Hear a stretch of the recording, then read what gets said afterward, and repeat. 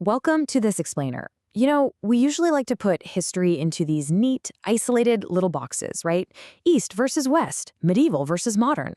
But today, well, we are going to completely shatter those walls. We're looking at a hidden intellectual blueprint that literally shaped the modern world as we know it. So let's just dive right in. We all know the classic story of Robinson Crusoe, right? It's the ultimate tale of a man completely conquering nature. But if I asked you who actually invented the desert island survival narrative, what would you say? I mean, most of us would probably guess the 18th century English writer Daniel Defoe. Well, it turns out we'd be off by about 600 years. To find the real answer, we actually have to leave the familiar Western world entirely. We're stepping way back into 12th century Islamic Spain, specifically Andalusia. And while this was a true golden age, science, astronomy, philosophy, they were all just flourishing in this vibrant intellectual melting pot. And it's precisely from that incredible environment that our story begins. Section 1, the original desert island story. Okay, so here we meet an Andalusian philosopher and court advisor named Ibn Tufail. Around the year 1160, he writes this absolutely captivating novel called Hayy Ibn Yaqzan, that roughly translates to The Living Son of the Wakeful. Now, in this story, baby Hayy ends up completely alone on an equatorial island, and he's raised entirely by a wild doe. No human society, no religion, no language. He is the ultimate literal blank slate. And the crazy thing is, Hayy doesn't just survive out there. He basically becomes a one-man scientific revolution. When his doe mother passes away, he doesn't just sit there and mourn. He actually becomes an anatomist. He dissects her to try and figure out the vital principle of life itself. Using nothing but his own observation, he figures out how to kindle fire, he builds himself a cabin, and he even eventually tames wild horses to ride around his island. He literally speedruns human evolution entirely from scratch. Section 2, 3 versions of the tale. Now, it's really important to note that Ibn Tufail wasn't actually the first person to use the character name Hayy. Before him, the great philosopher Ibn Sina wrote a version that was, honestly, purely allegorical. Think a pretty dry dialogue of pure intellect. But Ibn Tufail does something totally radical here. He takes those really dense philosophical concepts and grounds them in a visceral, physical survival story. He turns the pursuit of knowledge into this thrilling, muddy adventure of trial and error. Section 3, inspiring the European Enlightenment. So you might be wondering, how exactly did a 12th century Arabic manuscript become a foundational text for the European Age of Reason? Well, the text kind of explosively crossed borders. In 1349, it gets translated into Hebrew. Fast forward to 1671, and there's a Latin translation in Oxford, which is then followed really quickly by English and Dutch translations. All of this lays a massive, undeniable groundwork for the 1719 publication of Robinson Crusoe. And the intellectual heavyweights of Europe? Yeah, they were paying very close attention. The brilliant mathematician Leibniz openly praised it as an excellent book.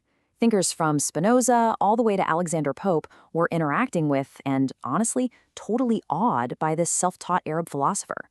This wasn't just some obscure, dusty text sitting on a shelf. It was an absolute intellectual sensation across all of Europe. And its impact was profound.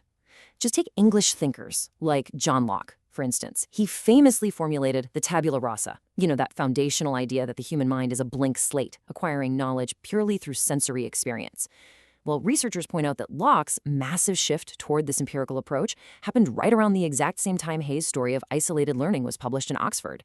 I mean, the timing there is pretty hard to ignore.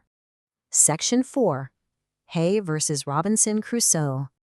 Okay, it's time for the ultimate literary juxtaposition.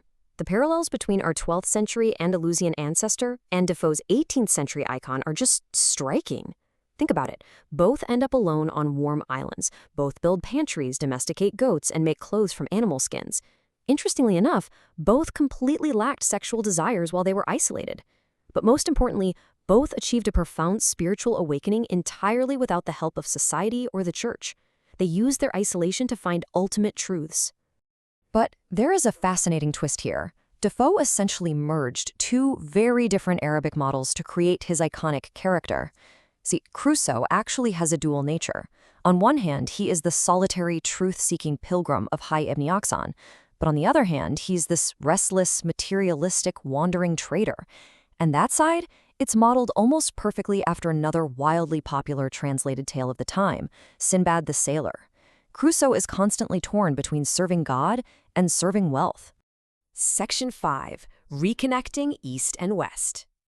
Ultimately, uncovering this literary mystery forces us to really re-examine how we view the history of global knowledge. We all know that famous metaphor, right? Dwarfs standing on the shoulders of giants. Well, the giants of the European Enlightenment, the scientists, the philosophers, the novelists, were often standing squarely on the shoulders of pioneering Islamic scholars. Science and philosophy are cumulative. Knowledge simply doesn't recognize borders.